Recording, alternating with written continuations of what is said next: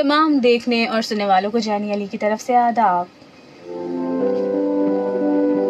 وجود زن کے پروگرام کے ساتھ میں آپ کی خدمت میں حاضر ہوں۔ ہمارا اور آپ کا ساتھ رہے گا دوپہر 2 بجے سے سپہر 3 بجے تک، ہر پیر سے جمعہ۔ جیسا کہ آپ سب جانتے ہیں کہ ہم اپنے پروگرام میں خواتین کو درپیش مسائل اور چیلنجز کے بارے میں بات کرتے ہیں۔ ہماری کوشش ہوتی ہے روز ہی کوئی ایک ایسا مسئلہ، کوئی ایک ایسا موضوع زیر بحث، زیر گفتگو لے کر آئیں جو روزمرہ کی زندگی میں ہماری خواتین کو درپیش ہوتا ہے۔ ہم آپ سے بات کرتے ہیں، آپ سے جاننے کی کوشش کرتے ہیں کہ آپ کس طرح سے ان تمام مسائل سے دوچار ہیں، کس طرح سے آپ ان تمام چیلنجز کا مقابلہ کر رہے ہیں، کس طرح سے ان سب چیزوں سے نہ برداشتہ ہیں۔ آپ اپنے ذاتی تجربات ہمارے ساتھ شیئر کرتے ہیں، ہمیں بتاتے ہیں کہ کس طرح سے یہ چیزیں آپ کو آگے بڑھنے سے روک رہی ہیں، کس طرح سے تمام چیزوں نے، ان تمام مسئلے مسائل، ان تمام مشکلات نے آپ کو آگے بڑھنے سے روکا ہے، آپ کو آگے بڑھنے نہیں دیا جا رہا، آپ کے جو حقوق ہیں وہ آپ کو نہیں مل رہے۔ اس حوالے سے ہم بات کرتے ہیں اور پھر ہم جاننے کی کوشش کرتے ہیں کہ آخر ان تمام چیزوں کے پیچھے کون سے عوامل، کون سے لوگ، کون سے عناصر جو ہے کار فرما ہے، اس کے روٹ کازز کیا ہیں، اور پھر اس کے ساتھ ہی ہم جاننے کی کوشش کرتے ہیں کہ آخر ان کا حل کس طریقے سے ممکن ہے۔ اور اس کے ساتھ ہی ہم جو ہے روزانہ کیونکہ ہم جس معاشرے کے اندر رہ رہے ہیں، اس کے اندر جو ہے جو بھی مسئلے مسائل ہوتے ہیں، جو بھی خرابیاں ہوتی ہیں، اس کی وجہ سے ہماری زندگی میں کس قدر اثرات مرتب ہوتے ہیں، منفی اثرات مرتب ہوتے ہیں، اس کے حوالے سے بھی ہم بات کرتے ہیں۔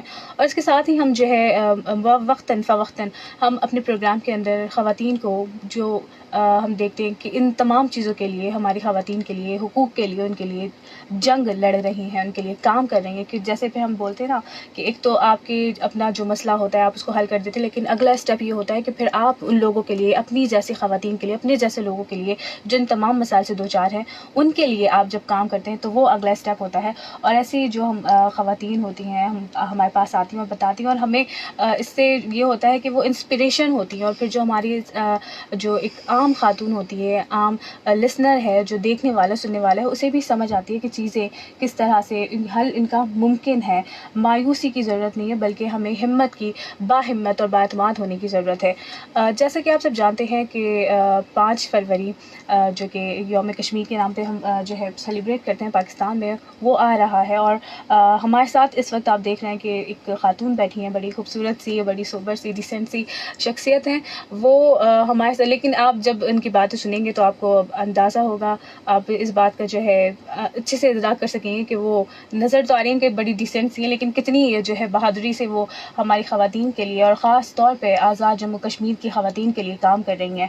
اور یہ ہمارے ساتھ اس وقت اسٹوڈیو میں موجود ہیں فرزانہ یعقوب، جو آزاد جموں کشمیر کی ایکس منسٹر رہ چکی ہیں سوشل ویلفیئر اور ویمن ڈیولپمنٹ ڈپارٹمنٹ کی۔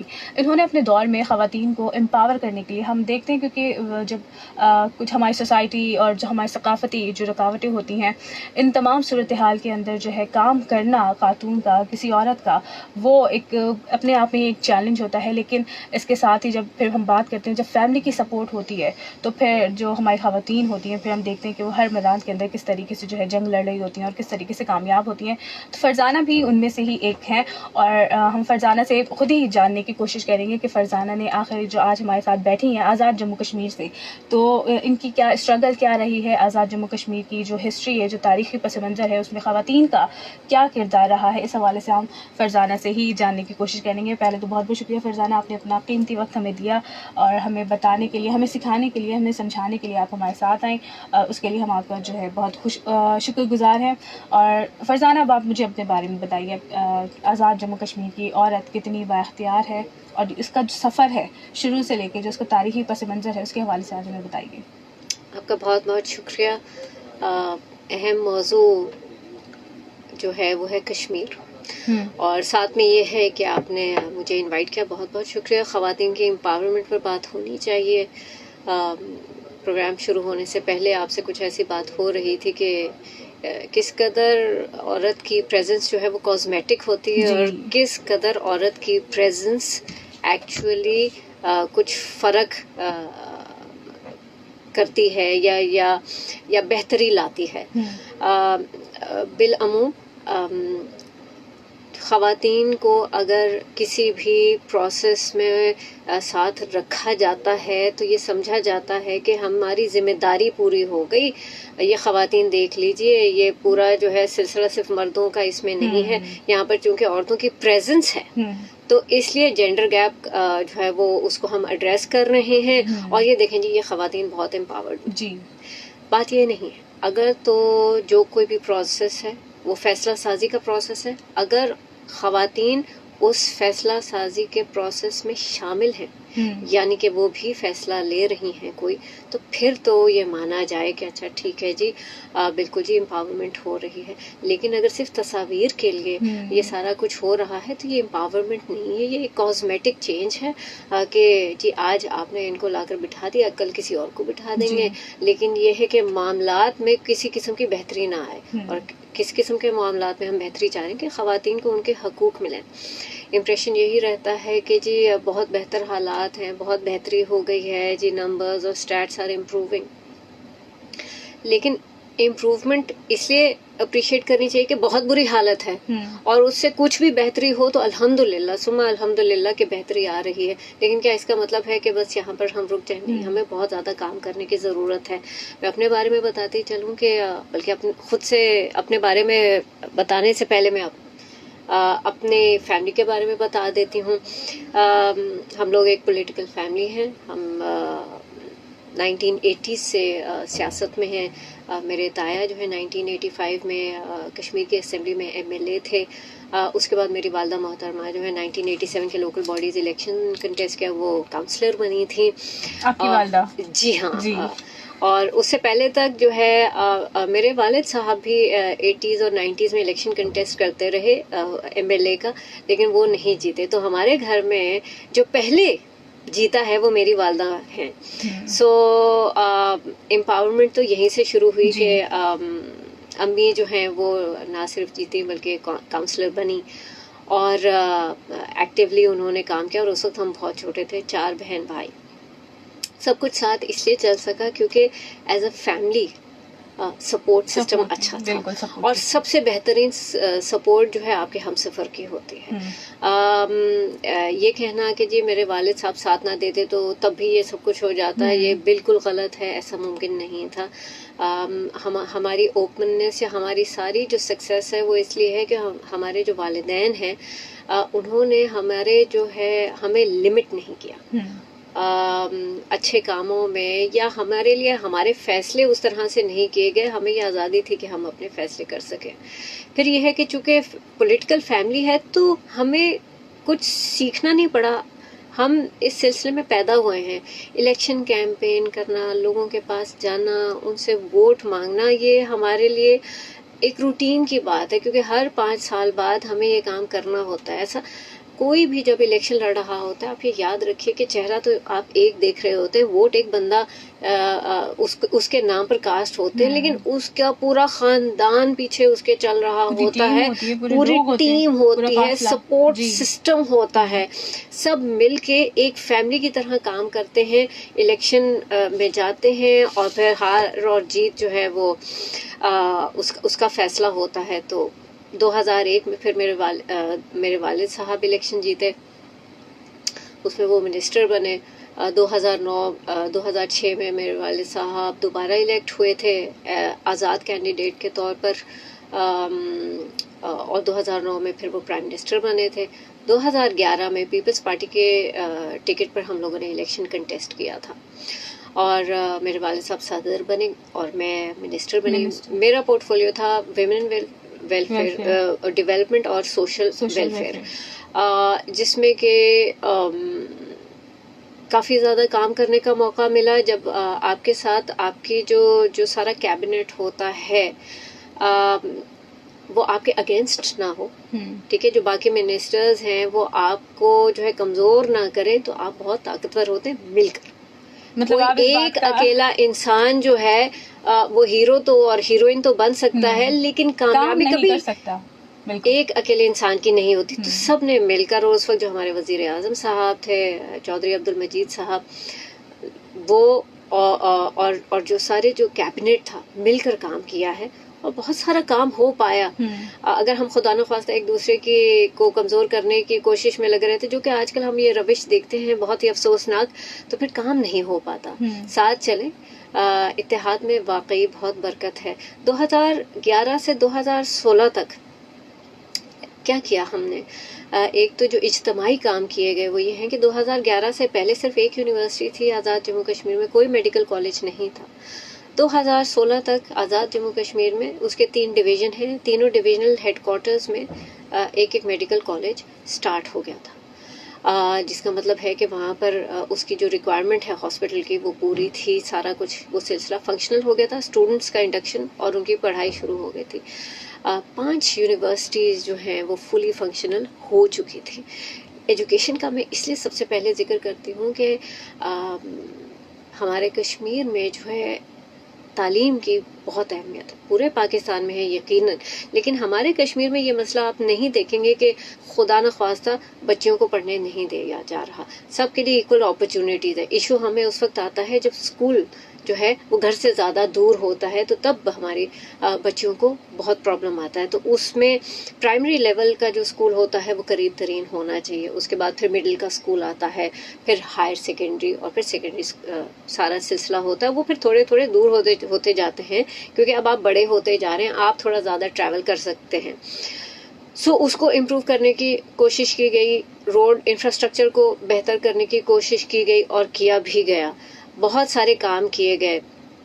پہاڑی علاقوں میں خواتین جو ہیں آج بھی انہیں پانی جا کر لانا پڑتا ہے, تو اس میں آج شہر میں بیٹھ کر آپ کو یہ بات شاید عجیب سی لگتی ہو کہ جی واٹر اسکیمز دے رہے ہیں, آج کے دن تک واٹر اسکیمز دینی پڑ رہی ہے. لیکن یہ یاد رکھیے کہ پہاڑی علاقوں میں بڑے شہر نہیں ہوا کرتے, ڈسپرسڈ کمیونٹیز ہوتی ہیں. ٹھیک ہے جی, خیر اب صورتحال تو ہمارے شہری علاقوں میں بھی یہی ہے کہ یہاں پہ تو یہ ہے کہ جی کسی بھی قسم کا سسٹم ایسا نہیں بن پاتا کہ جس میں آپ کی لائنز سیٹ ہوں اور وہاں پر جی پوری کالونی سیٹ ہے. لوگ زیادہ تر اپنے زمینوں میں اپنے گھر بناتے ہیں اور یوٹیلیٹیز ان کے گھر تک جاتی ہیں, گھر یوٹیلیٹیز کے پاس نہیں ہوتے.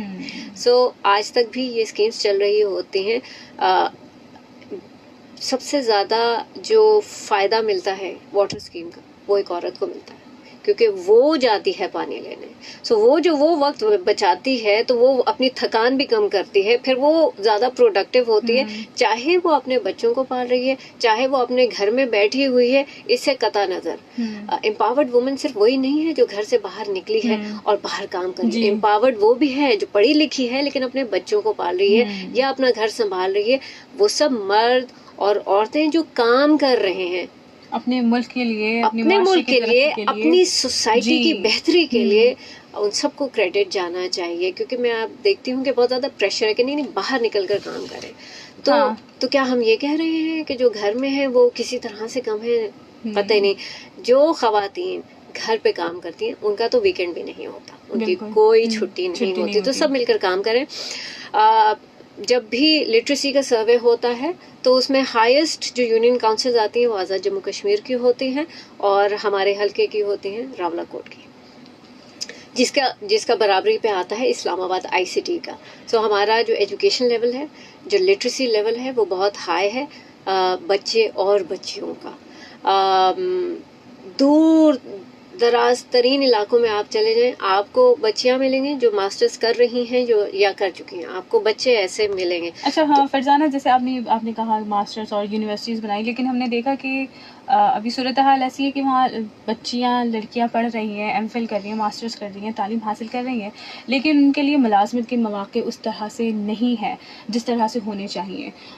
پھر ہم دیکھتے ہیں, اور اوپر سے جیسے ابھی آپ نے بات کی, آپ کا تو ایک فیملی بیک گراؤنڈ ہے پولیٹیکل, تو اس لیے آپ کو اتنی اسٹرگل نہیں کرنا پڑی, اتنا سیکھنا نہیں پڑا. لیکن ایک آزاد جموں کشمیر کی جو ایک عام خاتون ہے جس کو تھوڑا سا شعور ہے, جس کو مطلب لگن ہے اپنے ملک کے لیے کام کرنے کی, بہتری کے لیے کام کرنے کی, تو اس کے لیے کتنے مواقع ہیں کہ وہ وہاں سیاست میں حصہ لے, اور اس کے لیے کیسا ماحول ہے؟ آپ نے مطلب کیونکہ آپ سوشل ویلفیئر ڈپارٹمنٹ, آپ ڈیولپمنٹ ڈپارٹمنٹ بھی تھا, تو آپ نے ایسی خواتین کے لیے کیا کام کیے, کوئی ایسی پالیسیز بنائی؟ کیونکہ میں نے دیکھا آپ نے ورک پلیس ہراسمنٹ کے اوپر بھی وہ ایک ایکٹ لے کر آئی, ایسڈ کرائم کے اوپر بھی آپ نے جو ہے کام کیا ہے, اور ڈرگ ایڈکٹس کے اوپر بھی آپ نے ریہیبلیشن سینٹر بنایا. تو ایسی خواتین کے لیے امپاور کرنے کے لیے جو سیاست میں یا کسی بھی کام کے اندر حصہ لینا چاہتی ہیں, تو ان کے لیے آپ نے کیا جو ہے پالیسی بنائی یا کوئی اس طریقے کے کام کیے؟ دیکھیے کشمیر میں پرائیویٹ سیکٹر بہت ہی چھوٹا ہے اور حکومت صرف مطلب پورے کشمیر کو نوکریاں نہیں دلوا سکتے. تو یہ ہمیشہ سے ایک بہت بڑا اسٹرگل رہا ہے ہمارے لیے کہ ہمارے بہت ٹیلنٹڈ اسکلڈ بچے اور بچیاں ہیں, نوکریاں نہیں ملتی. تو ہماری کوشش کیا رہی ہے کہ توجہ نوکریوں کے بجائے صرف سسٹینیبلٹی پر جائے, یعنی کہ بزنس کیا جائے. تو ہمارے وقت میں جو AJK بینک ہے وہ اور UN ویمن کے ساتھ مل کر ایسے لونز ہم نے ڈیزائن کیے تھے کہ جس کا جو انٹرسٹ تھا وہ حکومت دے رہی تھی, اور صرف پرنسپل اماؤنٹ جو ہے خواتین کے لیے لونز کریٹ کیے گئے تھے ان کو دیا جا سکے. یہ کس کے لیے؟ تاکہ وہ بزنس کر سکے. اس سے پہلے ان کو ٹرین کیا گیا تھا کہ وہ پروپوزل رائٹنگ یا اپنی فائنانسز وہ سارا اس کی جو کاغذی کاروائی ہے وہ کیسے کریں گے. عموماً یہ ہوتا ہے کہ ایسے بہت بڑے بڑے پروجیکٹس کر لیے جاتے ہیں, جی ہم خواتین کے لیے یہ والا لون کر رہے ہیں وہ کر رہے ہیں, لیکن اس میں جو ایک چیز ہم بھول جاتے ہیں وہ یہ ہے کہ آپ ایٹ لیسٹ ان کی اسکل انہانسمنٹ تو کر لیجئے کہ وہ اپلائی کر سکیں, یا پھر یہ ہے کہ پیپر ورک آسان کر دیجئے تاکہ وہ اپلائی کر سکے. تو ہم نے یہ کیا تھا کہ ان کی ٹریننگز کروائی تھیں, اور ان ٹریننگز کے بعد جو سوشل ویلفیئر کے ساتھ رجسٹرڈ تھیں, جو کام کر رہی تھیں, اپنا پروون ان کا ٹریک ریکارڈ تھا, پھر ان کے لیے یہ سہولت ان کے لیے مہیا کی گئی تھی کہ وہ جو بھی بزنس کریں, چاہے وہ ایگری بیسڈ ہو یا کچن گارڈننگ ہو یا پھر سلائی کڑھائی ہے, جو بھی وہ کرنا چاہتی ہیں وہ کر پائیں. اور میں آپ کو یہ بتاؤں کہ خواتین جو ہیں بہت ہی ذمہ دار شہری ہوتی ہیں. لونز کا جو ریٹرن تھا وہ 99% رہا, جو کہ فینومینل ہے. سو اس سے آپ پتہ چلتا ہے کہ جب آپ اپنے معاشرے کے 50% پر انویسٹ کر رہے ہیں اور 50% کو چھوڑ دیتے ہیں تو آپ کامیاب نہیں ہو سکتے. لیکن جب آپ 100% پر کچھ نہ کچھ انویسٹ کر رہے ہیں تو آپ کی جو کامیابی ہے یا پروگریس ہے, ڈیولپمنٹ ہے, وہ آپ اس میں دیکھیں گے کہ ذرا سپیڈ بہتر رہتی ہے. خواتین کے لیے ایسی اسکیمز بنتی رہتی ہیں اور وہ اس سے فائدہ بھی اٹھاتی ہیں. کیا اس کا مطلب یہ ہے کہ جی بہت بہترین ہو گیا؟ نہیں, ہمیشہ محنت اور امپروومنٹ کی ضرورت ہوتی ہے. میں یہ تو کہہ سکتی ہوں کہ جی میں نے اپنے تئیں بہت کوشش کی اور الحمدللہ کافی حد تک کامیاب بھی ہوئی, لیکن میں یہ کریڈٹ نہیں لے سکتی کہ جی 100% سارے کام کر کے 2016 میں ہم لوگ جو ہیں اپنا کام پورا کر چکے تھے. کوشش ہم نے بہترین کی تھی. 2016 کے الیکشن میں میں ہار گئی تھی. مجھے اس پروگرام سے پہلے کوئی پوچھا تھا کہ جی آپ کے جو الیکشنز ہوتے ہیں اس میں ڈیولپمنٹ آپ نے جو بھی کروائی ہو اس کا کتنا امپیکٹ ہوتا ہے آپ کے الیکٹورل ریزلٹس پر. تو کام تو بہت کیا, لیکن یہ ہے کہ دیکھیں آپ کا حق, آپ کا ووٹ آپ کا حق ہے, آپ کی ذمہ داری بھی ہے. جہاں پر حقوق کی بات ہوتی ہے ساتھ میں ذمہ داری بھی ہے. آپ جس کسی کو بھی دیتے ہیں یہ آپ کا فیصلہ ہوتا ہے. ہمیں لگتا ہے کہ جی ہم نے ڈیولپمنٹل کام بہت زیادہ کیا, ہم اپنے آپ سے مطمئن ہیں, لیکن اگر لوگ مطمئن نہیں ہیں تو انہوں نے ووٹ آؤٹ کر دیا. بٹ پھر 2021 میں انہیں واپس ووٹ ان کرنا پڑا ہمیں. تو یہی ہوتا ہے. دیکھیں الیکشن میں ہار اور جیت چلتی ہے. آپ نے یہ بھی پوچھا کہ جی خواتین کو سیاست میں آنے کے لیے, اس سے پہلے کہ ہم جینڈر پر بات کریں, آپ نے اگر سیاست میں آنا ہے تو آپ کے پاس ہلکا ہونا چاہیے. جینڈر, آپ کا ٹکٹ, آپ کی سوشل پولیٹیکل موومنٹ سے پہلے آپ کا ہلکا ہونا چاہیے. اگر آپ کا ہلکا ہوگا تو پھر چلیں آئیں بات کرتے ہیں کہ جی اچھا چلو ٹھیک ہے جی میں نے الیکشن لڑنا ہے. الیکشن ہلکے سے مراد مطلب جہاں سے آپ الیکشن کنٹیسٹ کریں گے, چاہے وہ لوکل باڈیز ہے, چاہے وہ ہمارا جو جنرل الیکشن ہوتا ہے, کوئی بھی, اس کو کریٹ کرنے میں آپ کو کوئی روک نہیں رہا. ٹھیک ہے, ایک سوشل پش ہے, وہ چاہے آپ مرد ہیں یا عورت ہیں. آپ یہ یاد رکھیے کہ ایک ایگزسٹنگ سیٹ اپ میں جہاں پر آپ کی کوئی اسپیس نہیں ہے, جب آپ اپنی اسپیس بنانے کی کوشش کریں گے تو پش بیک ہوگا. لیکن یہی تو کام, یہی تو کمپٹیشن ہے کہ بہت زیادہ کمپٹیشن ہے اور اس میں آپ اپنے مد مقابل کو کیسے چت کرتے ہیں. صحیح. اور یہ بالکل آسان نہیں ہے. مردوں کے لیے بھی آسانی ہے اور عورتوں کے لیے تو بہت مشکل ہے الیکشن کنٹیسٹ کرنے کے لیے, چاہے وہ لوکل باڈیز کا بھی ہو. آپ کے پاس پورا وقت ہونا چاہیے, آپ کے پاس اپنی کیمپین, باقی سب چھوڑ دیجیے, آپ کے پاس اپنی ٹریولنگ, اپنے کیمپین مٹیریل, اپنا آنا جانا لوگوں سے ملنے, اس سب کو مینج کرنے کے لیے بجٹ ہونا چاہیے. یہ تو خیر وہ بات آ گئی, لیکن ہم دیکھتے ہیں کہ ہر جگہ پہ جو ہے جینڈر ڈسکرمنیشن, صرف جینڈر کی بنیاد پہ, صرف صنف کی بنیاد پہ اگر آپ کو اس چیز سے محروم کیا جا رہا ہے, اس بارے میں بات کرتی. باقی یہ جو آپ نے پروسیس بتایا یہ تو اوبویسلی ہوتا ہے جی. خاتون ہو یا مرد ہو, اس کو اس پروسیس سے گزرنا ہوتا ہے. ڈسکریمنیشن جی آج بھی ہے. آپ دیکھ لیجئے کہ اگر تو الیکشن کمیشن یہ ہارڈ اینڈ فاسٹ رول نہ بنا دیتا کہ ساری پولیٹیکل پارٹیز نے 5% آف الیکشن ٹکٹس خواتین کو دینے, اگر نہیں دیں گے تو آپ ایز اے پارٹی الیکشن نہیں لڑ سکتے. اگر ایسا ڈنڈا نہ رکھا جاتا تو نہیں ملتے ٹکٹس. لیکن یہ بہت اچھی بات ہے, لیکن پھر آپ دیکھیے کہ خواتین کو کون سی جگہوں پر ٹکٹس مل رہے ہیں, وہ وہاں پر جیت ہی نہیں پا رہے جہاں پر وہ پولیٹیکل پارٹی اسٹرانگ ہے. اور اس میں دیکھیے میں پیپلز پارٹی سے ہوں, لیکن میں ایک عورت ہوں, تو جب میں خواتین کے حقوق کی بات کروں گی تو میں تھوڑا سا اسٹیپ بیک کروں گی فرام مائی پولیٹیکل افیلیشن, اور میری ذمہ داری ہے کہ میں ساری عورتوں کے لیے بات کروں. کہ دیکھیں وہ 5% کی تو بات ہو گئی, 10% بھی کر لیجئے, لیکن اگر یہ عورتیں جو کہ الیکشن کنٹیسٹ کر سکتی ہیں, ان کے لائک گروپ ان کا ہے حلقہ, سارا کچھ آپ بات کر لیجئے, لیکن اگر ان کو ایسے مشکل حلقے دیے جا رہے ہیں جہاں پر کہ آپ کی پارٹی ویسے ہی نہیں جیت رہی, آپ وہی کر رہے ہیں جو کہ میں نے شروع میں بات کی تھی کہ یہ کاسمیٹک چینج سے نا ریئل چینج نہیں آئے گی. اچھا, مجھے آپ کی یہ بات بہت اچھی لگ رہی ہے کہ مطلب آپ اس بات کو ایکسیپٹ کر رہی ہیں, کیونکہ ہم دیکھتے ہیں جو معاشرے کے اندر, ہماری سوسائٹی کے اندر جو نظام رائج ہے وہ پدر شاہی کا ہے, اور اس کے اندر ہم دیکھتے ہیں کہ انہیں مردوں کی ہی وہ جو اس کا جو ڈھانچہ اسٹرکچر ہے وہ ہمیشہ مرد کو ہی سپورٹ کرتا ہے.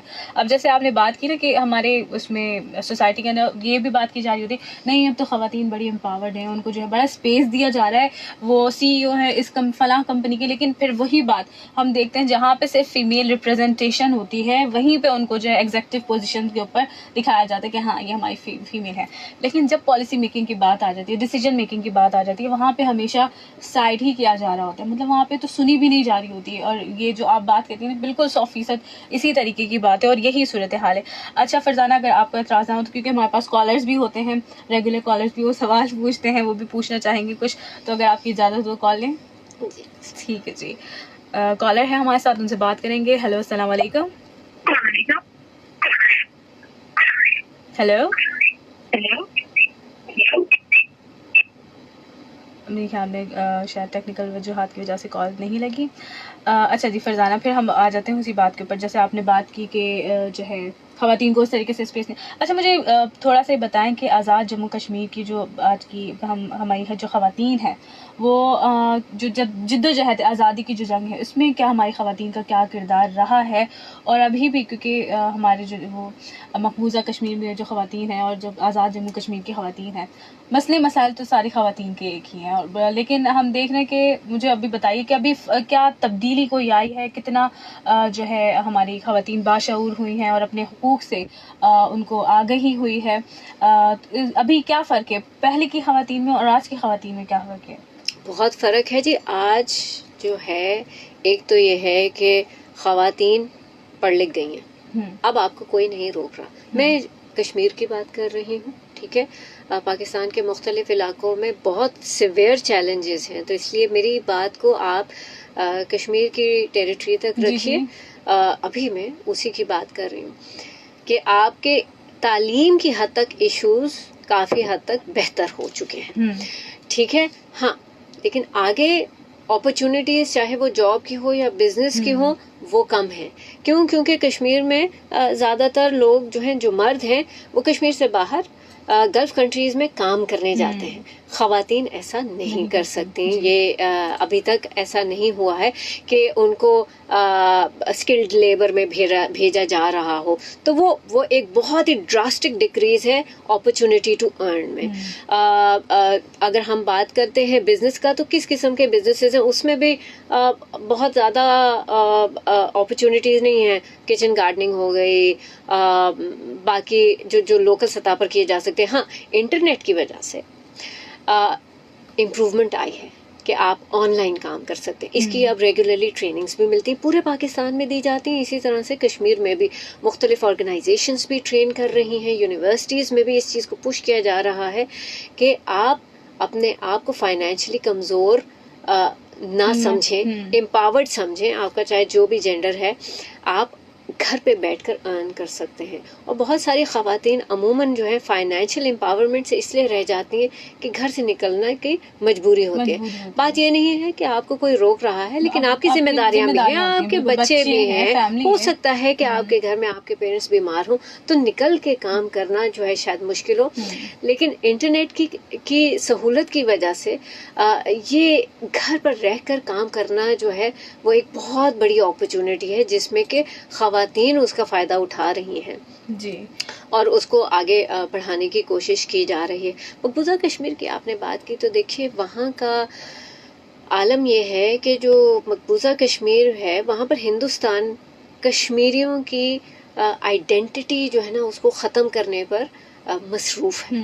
آپ کشمیری ہیں تو آپ کو وہاں کی سرکاری جابز سے آپ بالکل سائڈ لائن کیا جا رہا ہے, چاہے آپ جتنے بھی بہترین نمبر سے ان کے پبلک سروس ایگزامس پاس کر رہے ہوں. تو وہ ٹارگیٹڈ وہاں کی حکومت جو ہے وہاں کے لوگوں کے خلاف, خصوصاً کشمیر میں کشمیریوں کے خلاف کام کر رہی ہے.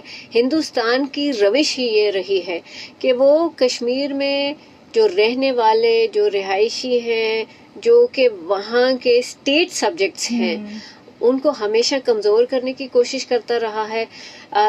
مارنا, قتل و غارت کرنا, ان سے ان کی زمینیں لے لینا. لیکن جو فلسطین میں جیسے اسرائیل نے کیا ہے نا کہ ان کے اولیو گرووز اور اولیو ٹریز انہوں نے کاٹی ہیں, پھینک دیتے ہیں. دنیا کو پتا ہے کہ جی پیلسٹینین اولیوز کا یہ حال کیا اسرائیل نے.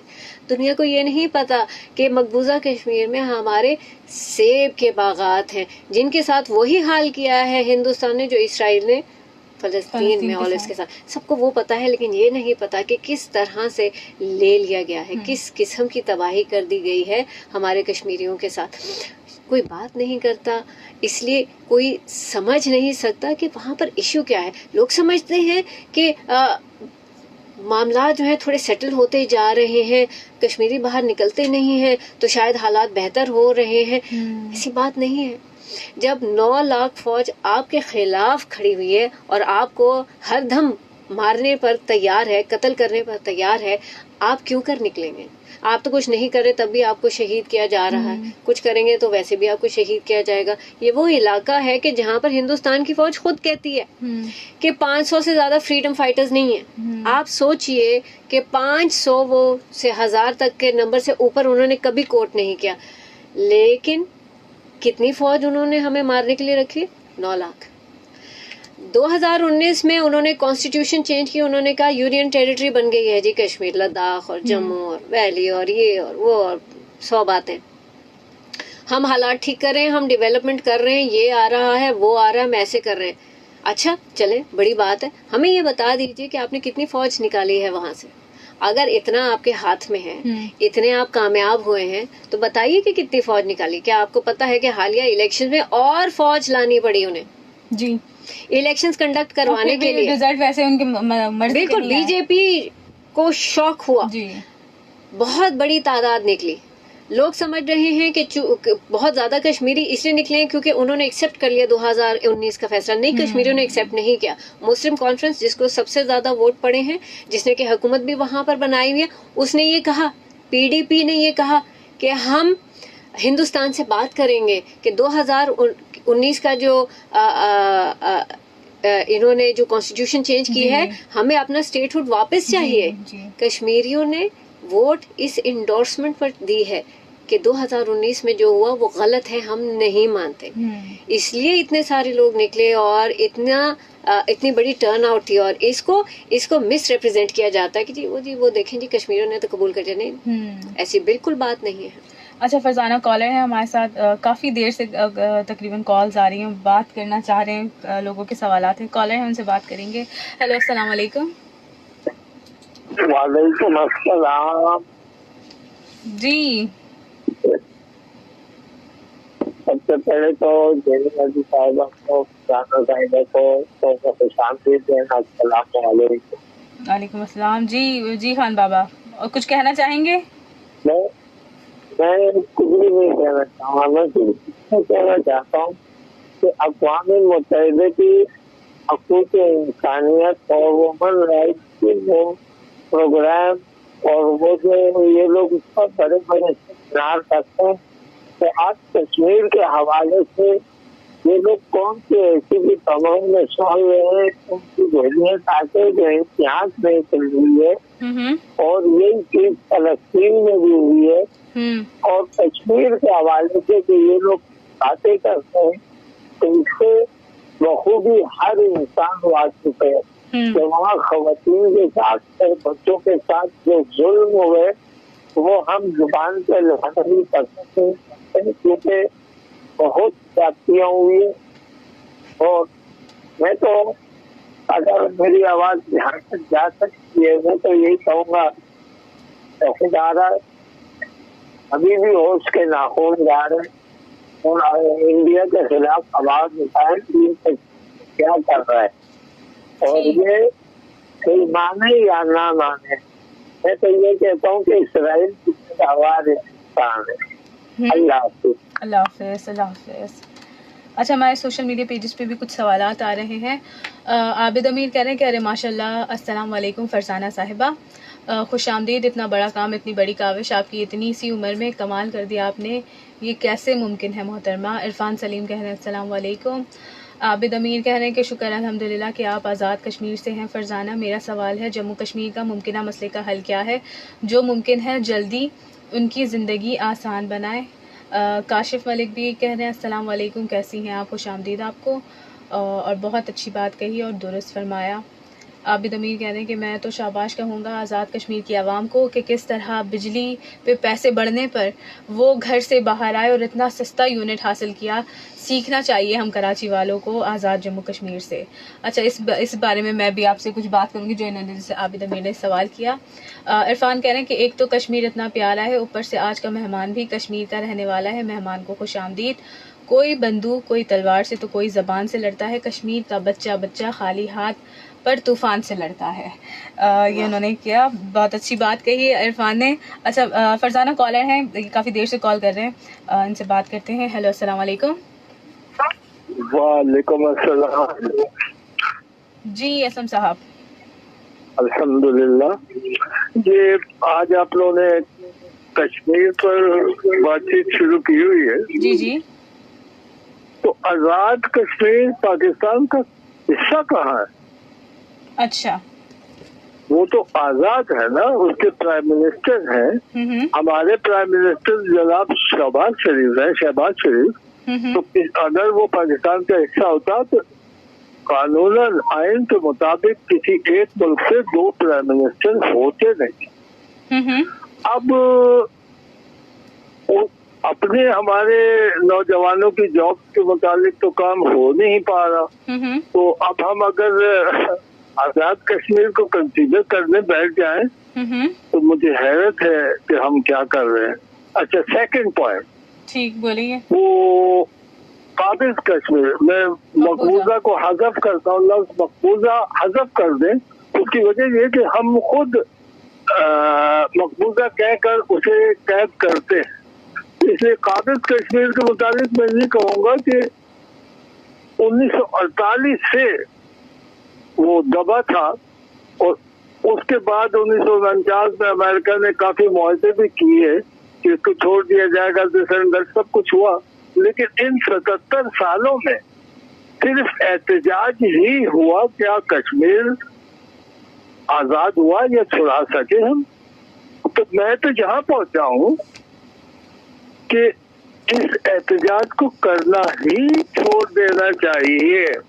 लेकिन हमारे जो बाला हुकाम है वो मजबूर है, मिनिस्टर वगैरह सेनेटर वगैरह के इस पर एहतजाज करते रहो, बस कुछ भी है।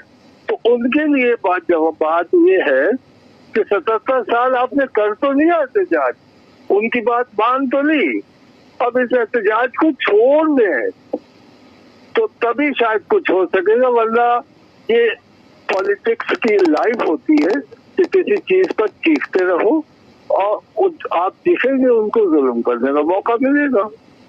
You will have to leave शरीकिंग. आपको चीखना छोड़ना पड़ेगा, तभी कुछ हो सकेगा.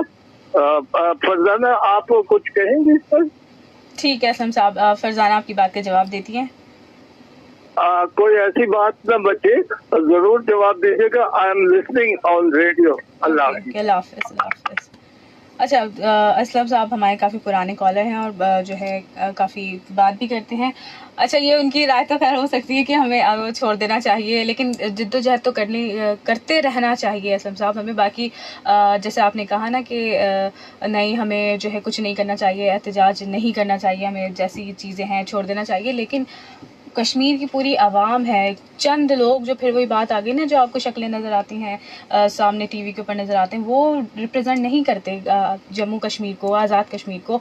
बल्कि वहाँ के जो आवाम है, हमें उनकी तरफ देखना चाहिए. वो क्या चाहते हैं? वो आज़ादी चाहते हैं, वो अपने हक़ के लिए लड़ रहे हैं. लेकिन हम जो चीज़ों को पॉलिटिसाइज़ कर देते हैं, जिनके सियासी मकासद होते हैं, सिर्फ हम उनको देख के ये फैसला नहीं कर सकते कि नहीं, उन्हें एहतजाज नहीं करना चाहिए. फरजाना, आप क्या कहेंगे इसके बारे में? आपने काफ़ी अच्छे तरीके से उनकी बात का जवाब दिया.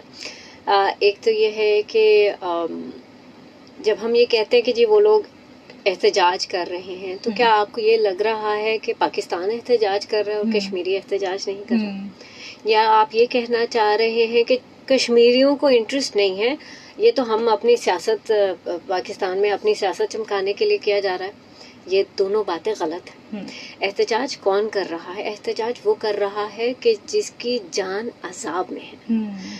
आप यहाँ पर एक आज़ाद मुल्क में बैठकर, हो सकता है कि आपके 100 गिले शिकवे हों कि जी सड़क नहीं, पानी नहीं, ऐसे नहीं, वैसे नहीं, लेकिन ऐसा तो नहीं है ना कि आपके सर पर कोई ऐसी हुकूमत है जो कि हर वक्त आपके सामने जो है वो बंदूक ताने खड़ी है और आप कुछ भी नहीं कर सकते. आप अपनी मर्जी से इबादत भी नहीं कर सकते, आप अपनी मर्जी से ईद भी नहीं मना सकते, आप अपनी मर्जी से जामिया मस्जिद नहीं जा सकते, आप अपनी मर्जी से घर से निकल नहीं सकते. अगर आप सोशल मीडिया पर कोई बात करेंगे हिंदुस्तान की हुकूमत के खिलाफ, तो वो आपको घर से उठाकर ले जाएंगे. ये अभी थोड़ा सा पाकिस्तान में हुआ है, तो कैसे लोग शोर मचा रहे हैं. जी बिल्कुल, कैसे आप लोग शोर मचा रहे हैं. कश्मीरी तो ये जिंदगी जी रहा है ना. कश्मीरी जो है उसके साथ क्या कुछ नहीं हो रहा. सबसे पहली और सबसे अहम बात याद रखिए कि ये मूवमेंट इंडिजिनस है. ऐसा नहीं है कि कोई हमें पैसे दे रहा है या हमारा साथ दे रहा है तो कश्मीरी कह रहा है कि मैं लड़ूंगा, और कोई हमारा साथ नहीं दे रहा तो कश्मीरी कह रहा है नहीं मैं तो नहीं लड़ूंगा. ये इंडिजिनस मूवमेंट है. कश्मीरियों के पास कोई चॉइस नहीं है. 14 अगस्त 1947 से पहले, जुलाई ऑफ 1947 में श्रीनगर में सरदार इब्राहिम के घर पर सारे कश्मीरी कायदीन जो कि पूरे state of Jammu and Kashmir को रिप्रेजेंट करते थे, हमने फैसला किया था कि हम पाकिस्तान में शामिल होंगे. हम मुसलमान हैं, हम मेजॉरिटी, हमारे साथ जुल्म ये हुआ कि जो महाराजा था वो हिंदू था. उसने कहा नेहरू को, जिसकी बड़ी तारीफ होती है, लोग कहते जी गांधी का खानदान. नेहरू साहब इंतहाई 2 नंबर थे. उन्होंने कहा हाँ जी ठीक है, हम आपको प्रोटेक्शन उस वक्त देंगे जब आप इंस्ट्रूमेंट ऑफ एक्सेशन साइन करेंगे. आप वो इंस्ट्रूमेंट ऑफ एक्सेशन साइन हुआ है कि नहीं हमें नहीं पता. हिंदुस्तान कहता है कि साइन हुआ है, हमारे पास है, ये देख लो. लेकिन हम इसलिए नहीं मानते कि जो भी इंस्ट्रूमेंट्स ऑफ एक्सेशन थे जो 1947 में साइन हुए थे वो डिपॉजिट होते थे यूनाइटेड नेशंस के पास. ये तो नहीं हुआ. आपने अगर बाकी किए हैं और इसको नहीं किया तो क्वेश्चनेबल है आपका ये मूव. तो ये याद रखिए कि फ्रीडम फाइटिंग हक है हमारा. नेहरू गो के ये मामला यूएन के पास लेकर गया था. फैसला हमारे हक में हुआ था कि जी कश्मीरियों को हक है कि वो फैसला करें कि वो किस मुल्क के साथ जाएंगे. रेजोल्यूशंस जो भी हैं कश्मीर पर, जो भी रेजोल्यूशंस हैं, जब प्लेबिसाइट की बात होती है 58 तक रेजोल्यूशंस आती रही हैं. उसमें एक तो ये है कि पढ़िए उन रेजोल्यूशंस को, उसमें एक तरीका, एक लाया अमल दिया गया है. साथ में ये भी बताया गया कि आपकी चॉइस क्या है. आपकी चॉइस, हमारे पास चॉइस जो, और हमारे बुजुर्गों ने वी डिसाइडेड आवर चॉइस. आप या तो पाकिस्तान का हिस्सा बन सकते हैं या हिंदुस्तान का हिस्सा बन सकते हैं. اس وقت کی یہ چوائس تھی. جو ریزولوشنز ہیں وہ بھی اسی پر بات کرتے ہیں. اب یہ کیسے ہوگا, اس میں لوگ اس مطلب یعنی کہ پلیبیسائٹ, پاکستان انڈیا چوائس, اس کو چھوڑ کر کس بحث میں پڑ جاتے. دیکھیے ہم اپنے ساتھ ظلم کیسے کرتے ہیں اور خود کو کیسے ہم نیچے گراتے ہیں کہ ہاں جی اس میں تو لکھا ہوا ہے کہ جی پاکستانی اپنی فوج, پاکستان کی فوج نکالے گا کشمیر سے, پھر ہندوستان نکالے گا, پھر یہ ہوگا. پاکستان نے ایکسیپٹ نہیں کیا تھا یہ سٹانس. ریزولوشنز میں آپ پورا دیکھیے کہ پاکستان نے کبھی یہ سٹانس ایکسیپٹ نہیں کیا کہ جی پہلے ہم نکلیں گے تو پھر وہ نکلیں گے پھر یہ ہوگا. پاکستان کا سٹانس رہا کہ پلیبیسائٹ کروائیے, اپنی پریزنس میں پلیبیسائٹ کروائیے اور اس معاملے کا جو ہے وہ حل نکالیے. کشمیری تو کہتے ہیں کہ ہماری میجورٹی ہے, مسلم اسٹیٹ ہے, ہم پاکستان کا حصہ بننا چاہتے ہیں. ہمارے جو اینشنٹ ٹریول روٹس ہیں, یہ جو پرانے ہم جیسے ہماری جو بھی ہم ٹریول کرتے تھے سینٹرل ایشیا کی طرف جانا, پاکستان سے جاتے تھے, نیچے ہندوستان کی طرف تو ہم نہیں جا رہے تھے, ہندوستانی وہاں سے نیچے سے اوپر آتے تھے تو ہمارے علاقوں سے گزرتے تھے. تو انڈیجنس موومنٹ, ٹھیک ہے, ہمارا ساتھ کوئی بھی نہ دے گا تو تب بھی کشمیری تو پروٹیسٹ کرے گا, ہم بات کریں گے, لڑے گا. ہمارا حق ہے اور ہم اپنے حق سے اس وقت تک پیچھے نہیں ہٹ سکتے جب تک کہ مقبوضہ کشمیر کے کشمیری جو ہیں ان کو حق نہ مل جائے. اور آزاد جموں کشمیر جو ہے وہ بیس کیمپ ہے آزادی کا. یہاں پر یہ بھی بات ہوئی, جی بالکل یہ بیس کیمپ اس لیے ہے کیونکہ جب تک کہ مسئلہ کشمیر حل نہیں ہو جاتا ہم پورے مکمل طور پر ضم نہیں ہو سکتے. یہ تو پاکستان کا شکریہ کہ اس نے ہمیں ہماری آئیڈینٹی محفوظ رکھنے کا یہ سلسلہ رکھا ہوا ہے. ہندوستان نے کیا کیا ہے, اس نے جو ہے اس کو یونین ٹیریٹری بنانے سے پہلے اسٹیٹ جو بنایا ہوا تھا تو اس میں گورنر ہے, یعنی کہ آلریڈی اس کو ہندوستان کا حصہ بنایا ہوا ہے. ہم نے تو پلیبیسائٹ نہیں ہوا, ہمیں ہمارا حق نہیں ملا, تو پاکستان نے ہمیشہ قدر کی ہے, ہمیشہ ہمارا ساتھ دیا ہے, ہمارا وکیل ہے. ٹھیک ہے کہ ہمارا صدر ہے, ہمارا وزیر اعظم ہے آزاد جموں کشمیر کا, ہماری سپریم کورٹ ہے, لیکن علاوہ پاکستان کے اور کون ہمیں مانتا ہے کہ جی آزاد کشمیر ہے, کہ یہ حکومت ہے, یہی ایک ملک ہے. آپ کو پتا ہے کہ فلسطین اور کشمیر میں کیا فرق ہے پاکستان کا. ہمارے ساتھ پاکستان ہے, اس کے ساتھ کوئی ملک نہیں کھڑا, باتیں کروا لے, لیکن جس بے دریغ طریقے سے اسرائیل فلسطینیوں کو نکال باہر کرتا ہے, پھینکتا ہے, ہندوستان کم نہیں ہے, لیکن اس میں وہ دم نہیں ہے. اور آپ لوگوں کو اور ہم کو فخر کرنا چاہیے, کہ ہمیں شکر کرنا چاہیے کہ ہمارے ساتھ ایک پوری قوم ہے. بالکل بہت اچھا پیغام دیا فرزانہ آپ نے. اچھا بس ہمارے پاس 1 منٹ ہے, اگر آپ اس میں سم اپ کرنا چاہیں کہ کشمیر کے مسئلے کا حل کیا ہے. کشمیر کے مسئلے کا حل یہ ہے کہ کشمیریوں کو حق ہے کہ وہ اپنا فیصلہ خود کریں. رائے شماری ہو, پلیبیسائٹ کیا ہے, رائے شماری ہے, 2 چوائسز ہیں, پاکستان ہندوستان. ہم کشمیری جولائی آف 1947 میں ہمارے قائدین نے فیصلہ کیا تھا. میں کہتی ہوں کہ میرا بھی وہی فیصلہ ہے, لیکن پھر بھی پلیبیسائٹ ہونا چاہیے. کشمیریوں کو حق ہے کہ وہ اپنی رائے دیں, رائے شماری ہو اور ہمارا فیصلہ مانا جائے. ہمارے الفاظ سے ہمیں جس طرح سے شہید کیا جاتا ہے, ہم جس طرح سے اپنے شہداء کو پاکستان کے جھنڈے میں دفناتے ہیں, ہمارا تو یہی فیصلہ ہے. پاکستان. ٹھیک ہے, بہت بہت شکریہ فرزانہ, آپ کے ساتھ بات کر کے مطلب بہت اچھا لگا. اور جس طریقے سے آپ نے کشمیر کا مقدمہ لڑا اور جو بتایا کہ کشمیر کے ساتھ جو ہے پاکستان کھڑا ہے, پوری قوم کھڑی ہے, یہ یقیناً ہمارے لیے بھی بڑے فخر کی بات ہے, بڑے اعزاز کی بات ہے. اور ہم اپنے کشمیری بہن بھائیوں کے ساتھ ہر جگہ, ہر وقت اور ہر مصیبت میں ان کے ساتھ کھڑے رہیں گے. اسی پیغام کے ساتھ ہم اپنے پروگرام کا اختتام کریں گے. انشاءاللہ آپ سے اگلے ہفتے ملاقات ہوگی. اپنا خیال رکھیے گا. اللہ حافظ.